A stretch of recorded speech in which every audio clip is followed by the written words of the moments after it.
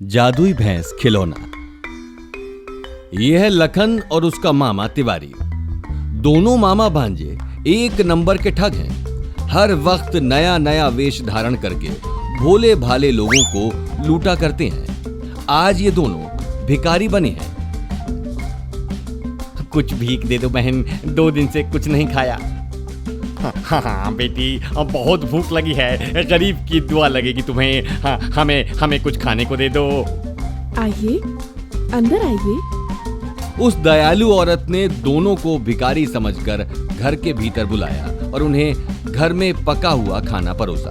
पर जैसे ही उस औरत का ध्यान हटा, लखन ने उस औरत के मुंह पर क्लोरोफॉर्म का स्प्रे मार दिया और वो बेचारी बेहोश हो गई।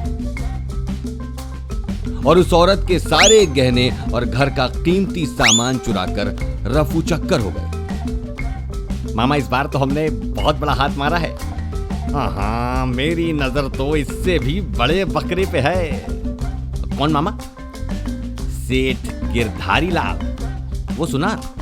हाँ भांजे, उसके घर में करोड़ों का सोना है और वो सेठ निहायती मूर्ख है। बाबाओं के चक्करों में आसानी से फंस जाएगा।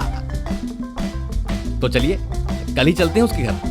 नहीं, इस बड़े बकरे के लिए मैंने अलग प्लान बनाया है। तिवारी मामा लखन को एक खाली गोदाम में ले गया। यहाँ क्यों लाए हो मामा? कितनी धूल मिट्टी है यहाँ। क्योंकि यहाँ वो चीज है जो हमें करोड़ों का सोना दिलवा सकती है। फिर मामा एक कोने में गया जहां कुछ ढका हुआ था। मामा ने उस चीज के ऊपर से कपड़ा हटाया। ये है जादुई भैंस। जादुई भैंस? जादू इसलिए कि ये हमारी सारी मनोकामना पूरी करेगी। और वो कैसे? फिर मामा ने लखन को अपनी सारी योजना अच्छे से समझाई। अरे वाह मामा, तुम ये लोमड़ी का दिमाग लाते कहां से हो? बस कर, इतनी भी तारीफ मत कर। अगले दिन मामा ने एक साधु का भेष बदला और उस जादुई भैंस के साथ सेठ गिरधारी लाल के बंगले के बाहर जा पहुंचा। लखन नजर नहीं आ रहा था क्योंकि वो भैंस के अंदर था। वो भैंस को चला रहा था। सेठ गिरधारी लाल और उसकी पत्नी घर के बाहर ही चाय पी रहे थे। अलाख निरंजन, महादेव के वरदान के साथ आया हूं तेरे कष्टों का निवारण करने वाला। अलाख निरंजन। अलाख निरंजन। प्रणाम महाराज। सदा खुश रहो, सुखी रहो। बालक, बहुत चिंतित हो तुम। अपनी सारी समस्या मुझे बता सकते हो, मैं अवश्य उनका निवारण करूंगा। अलाख निरंजन। जय हो महाराज। मेरी सिर्फ 2 ही समस्या है। एक मेरी सेहत, अधिक मोटापे के साथ मुझे कई बीमारियां हैं, और दूसरा मेरा बेटा जीवन। वो तो लगता है मेरी मेहनत से कमाए हुए धन को डुबा देगा। बस महाराज, यही 2 समस्याएं मुझे खाए जा रही हैं। तुम्हारी समस्या का एक ही समाधान है, ये जादुई भैंस। ये मुझे स्वयं महादेव ने भेंट की है। तुम्हें इस भैंस की एक दिन अच्छे से सेवा करनी होगी और ये तुम्हारे सारे दुखों का समाधान कर देगी। अलाख निरंजन। सच में महाराज? 16 आने सच बालक। मैं कल इसी वक्त इस जादुई भैंस को वापस लेने आऊंगा। अलाख निरंजन। मामा जादुई भैंस को वहीं छोड़ के चला गया। सेठ गिरधारी लाल अंधविश्वासी था। वो महाराज की बातों में फंस गया। वो जादुई भैंस की सेवा में जुट गया। राधा, देसी घी में रोटी और लड्डू बनाकर लाओ। उसकी पत्नी भोजन लेकर लौटी तो सेठ खुद अपने हाथों से जादुई भैंस को भोजन खिलाने लगा। अंदर से लखन वो खाना लेकर खूब चाव से खाने लगा। जब लखन का पेट भर गया तो उसने डकार मारी। बस करो बालक, मेरा पेट भर गया है। तुमने मेरी बड़ी सेवा की है। मैं तुमसे प्रसन्न हूँ और तुम्हारे दुखों का निवारण भी करूंगी। तुम्हारी पहली समस्या तुम्हारी सेहत। उसके लिए तुम्हें रोज गांव के मंदिर के 3 परिक्रमा करने होंगे। 1 महीने में तुम्हारे सारे रोग दूर हो जाएंगे बेटा। और तुम्हारी दूसरी समस्या धन। तो अब तक तुमने जितना धन कमाया वो अपने मंदिर में रख दो। मैं उसे रात में 10 गुना कर दूंगी। 10 गुना? हाँ, जिससे तुम्हें जिंदगी भर धन की समस्या नहीं होगी। सेठ ने अपना सारा धन मंदिर वाले कमरे में रख दिया और जादुई भैंस घर के बाहर खड़ी थी। रात के अंधेरे में लखन भैंस से बाहर निकला और मंदिर के कमरे में गया और सारा धन लूटकर भैंस के अंदर रख दिया और फिर भैंस को चलाकर उस गोदाम की ओर चल पड़ा। यहां सुबह उठकर सेठ ने समझा कि उसके घर चोरी हुई है और उसने पुलिस को कॉल किया। उसने सब कुछ उन्हें बता दिया।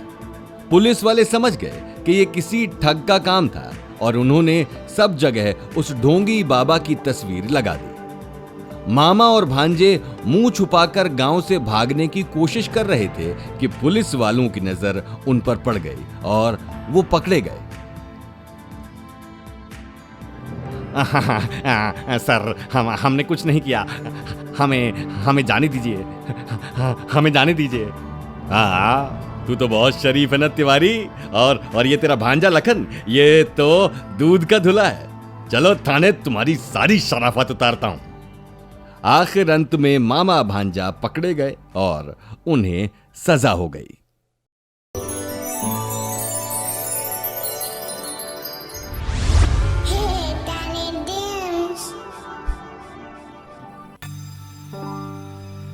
रानी, क्या तुमने अपना होमवर्क पूरा किया?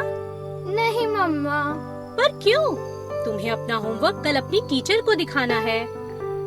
मम्मा, मेरा सिर दर्द कर रहा है, मेरा हाथ भी दुख रहा है, सच में। पर तुम तो बिल्कुल ठीक थी ना। मम्मा। काम टालने के बहाने मत बनाओ बेटा। मम्मा, मैं अपना होमवर्क बाद में कर लूंगी। शायद तुम्हें यह स्टोरी सुननी चाहिए। कौन सी story mama? The foolish donkey.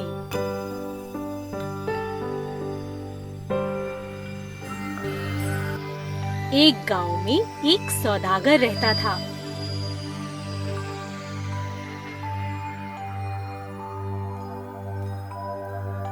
वह अपने गधे पर नमक की बोरियां रखता।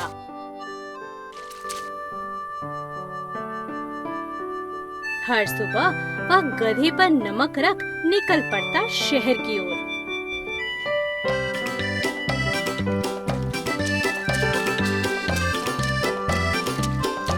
रास्ते में उन्हें एक नदी पार करनी थी।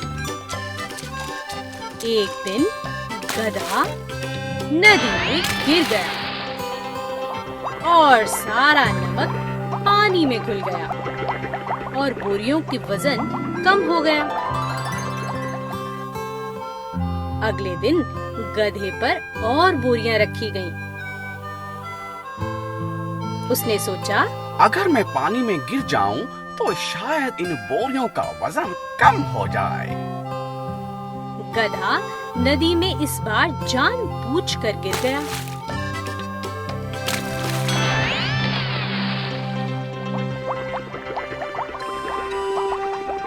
नमक नदी में घुल गया और बोरियों का वजन वापस से कम हो गया। गधा अब हर रोज ऐसा कर बोरियों का वजन कम कर अपना काम घटा देता। मैं कितना समझदार हूँ, मेरा जवाब नहीं।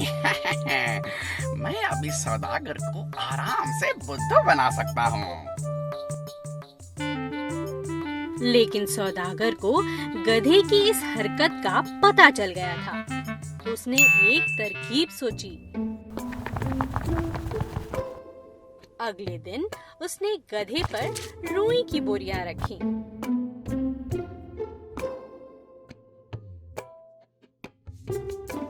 गधे ने उस दिन भी यही हरकत की और जानबूझकर पानी में गिर गया।